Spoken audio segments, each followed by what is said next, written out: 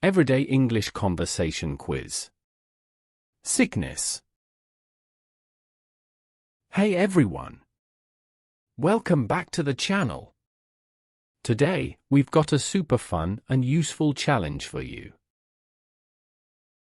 If you're looking to improve your everyday English conversations, you're in the right place. In this video, we're going to go through 20 different real-life situations where you'll need to choose the best response. It is perfect for anyone at an elementary to pre-intermediate level of English, and it will help you feel more confident when speaking with friends, at work, or even when traveling. Let's start.